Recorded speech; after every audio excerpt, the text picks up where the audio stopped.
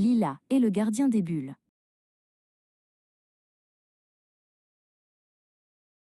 Dans le vieux grenier de la maison, là où la poussière danse dans les rayons de soleil, la petite Lila aimait fureter.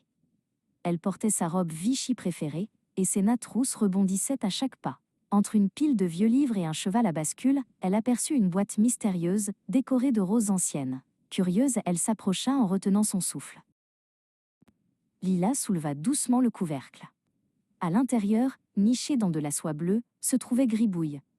C'était un petit dragon nuage, tout rond, avec une fourrure qui ressemblait à du coton blanc et bleu ciel. Gribouille ouvrit ses grands yeux et bâilla, étirant ses petites ailes de tissu. Lila sourit. Elle venait de trouver un nouvel ami. Gribouille n'était pas un dragon comme les autres. Pour dire bonjour, il ne crachait pas de feu, mais de magnifiques bulles enchantées. Il gonfla ses joues rebondies et souffla une myriade de globes translucides qui se mirent à flotter dans tout le grenier, reflétant toutes les couleurs de l'arc-en-ciel. Gribouille essaya de s'envoler pour attraper une bulle, mais ses petites ailes étaient trop molles. Il retomba tristement sur ses pattes de coton.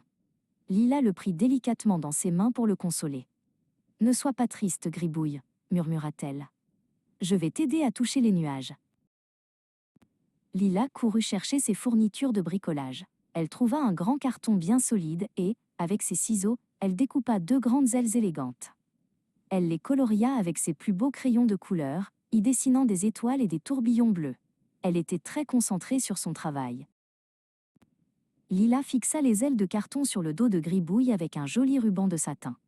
Soudain, un scintillement parcourut le carton.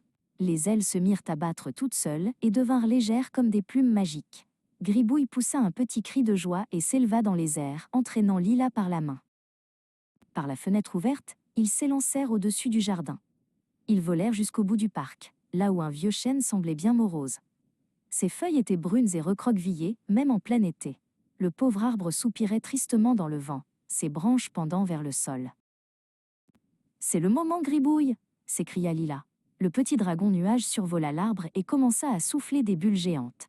Chaque fois qu'une bulle touchait une branche, une explosion de lumière transformait les feuilles sèches en de magnifiques feuilles de soie émeraude et dorée. Le chêne, ragaillardi par cette magie, se mit à frémir de bonheur.